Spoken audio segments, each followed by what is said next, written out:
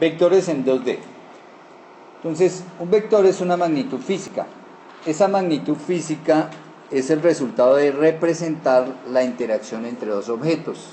Cuando dos objetos interactúan uno contra otro, se genera o movimiento o desplazamiento, o hay unos estados de interacción a los que nosotros llamamos fuerza. Puede ser entre un objeto y otro. Por ejemplo, cuando nosotros colocamos un pupitre sobre un piso, nosotros hablamos de que hay una fuerza que es el peso del pupitre y que hay una reacción que es la normal. Esa es una interacción. Esa interacción la utilizamos a través de estas, o la representamos a través de estas flechitas llamadas vectores. Entonces, para hacer la representación en 2D de un vector, lo primero que definimos es un sistema coordenado con que trabajar. Normalmente trabajamos el sistema coordenado XY.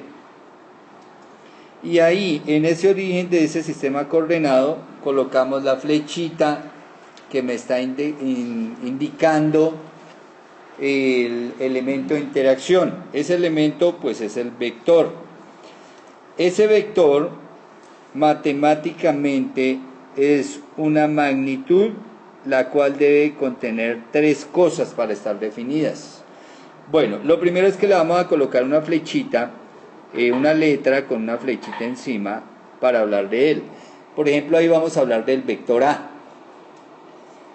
Esa flechita encima de la letra quiere decir que eso es una magnitud vectorial, o que vamos a hablar de un vector, el vector A.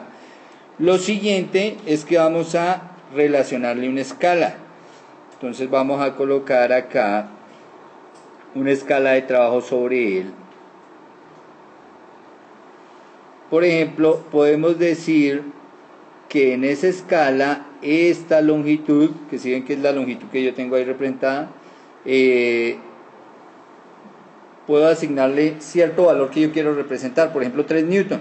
Yo quiero representar que en esa escala o en esa longitud esté simbolizando 3 newton. Quiere decir que yo aquí tendría 3, 6, 9 y 12 newton. O sea que ese vector A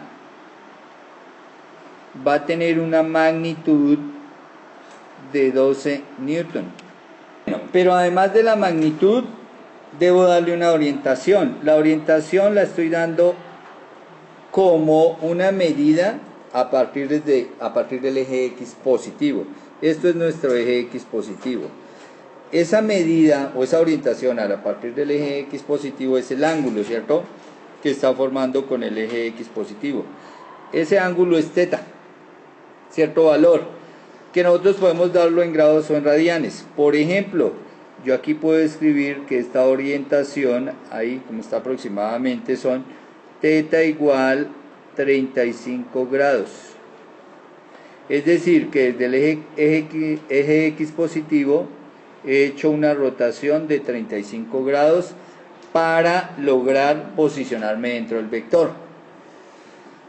Entonces aquí escribimos θ igual a 35 grados. Entonces fíjense que ya tengo dos cosas matemáticas, dos elementos matemáticos que me definen el vector.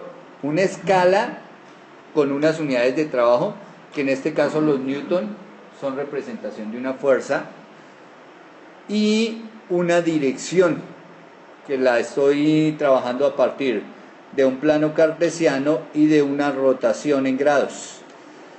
Todo vector debe llevar esas dos cositas. Sin embargo, de los vectores hablamos que un vector tiene magnitud,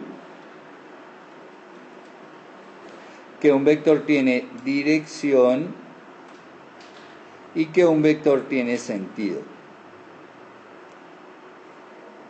La magnitud del vector es el número que le asignamos al vector. En este caso la magnitud del vector A es 12 newton, correcto. La dirección del vector A, 30 grados, 35 grados. La dirección del vector A, 35 grados. Y el sentido que lleva el vector A, entonces nos toca posicionarlo respecto a algo para dar esa orientación. Entonces podemos decir que está en el primer cuadrante. o podemos posicionarlo respecto a un sistema geográfico.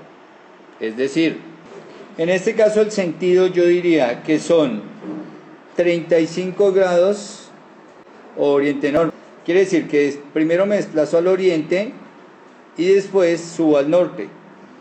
Entonces, oriente norte. Sin embargo, casi nunca damos el sentido del vector, porque el sentido del vector es hacia donde indica la flecha. Y si me oriento siempre con el plano cartesiano, un vector que tuviera sentido contrario a este vector tendría que ser un vector así, miren, ¿cierto? Pero si dibujara un vector así, el ángulo ya no le tendría que dibujar 35 grados, sino que tendría que tomar el ángulo desde acá, desde el eje X positivo hasta acá. Y ese ángulo ya no son 35 grados. Estos serán 215 grados.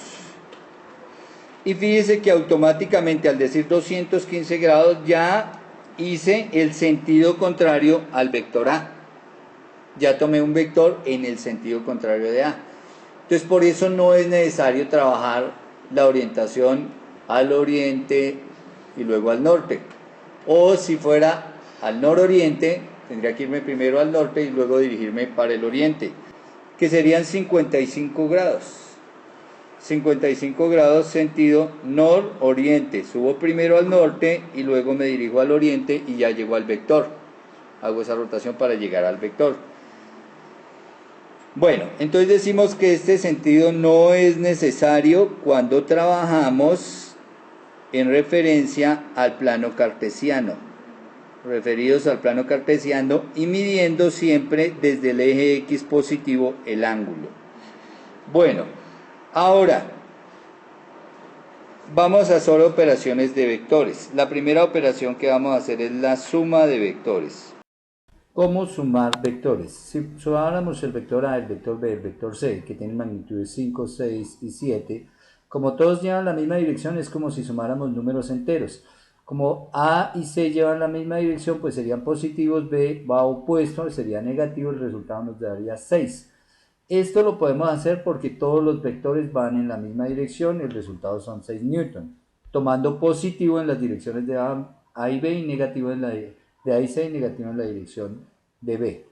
Otro método de sumar vectores es el método del polígono. Vamos a sumar los vectores A, B y C cuyos valores están dados ahí. ¿En qué consiste el método? Dibujo el vector A y en la cabeza del vector A dibujo el vector B, en la cabeza del vector B dibujo el vector C. La resultante de la suma es de donde salimos, de la salida de ambos vectores a la llegada de ambos vectores. Esto es el método del polígono. Siempre el resultante va del inicio de donde usted colocó los vectores al final o a la llegada de los vectores. Ese siempre va a ser el vector resultante. Ahora, vale la pena ver aquí que se cumple la propiedad conmutativa en la suma de vectores. Es decir, si yo dejo el mismo inicio, pero no coloco el vector A, sino el vector C, el mismo vector C, luego en la cabeza de C voy a colocar el vector B y en la cabeza de B el vector A. El vector resultante va a ser el mismo de la salida y la llegada. Y fíjese que ese resultante es el mismo resultante que habíamos obtenido arriba en el ejercicio anterior. Esto comprueba que la suma de vectores es conmutativa. Otro método para sumar vectores es el método del paralelogramo. En el método del paralelogramo colocamos un inicio. En el inicio colocamos los vectores a sumar, es decir, A y B. Y luego lo que hacemos es transponer los vectores. El vector A en la cabeza del vector B y el vector B en la cabeza del vector A. El vector B resultante va a ser de la salida de ambos vectores a la llegada de ambos vectores. Este vector resultante es el vector suma, o esa es la suma entre A y B, este vector azul. Pero si lo que queremos es restar vectores, este método también es útil. Si mandamos un vector que vaya desde B hasta donde esté A, ese vector es A menos B, pero si hacemos al contrario, el vector es B menos A, llegada menos salida. Entonces fijémonos, si llegamos en B y salimos de A es B menos A, y si llegamos a A y salimos de B es A menos B. Aquí se ve que no se cumple la propiedad conmutativa porque van en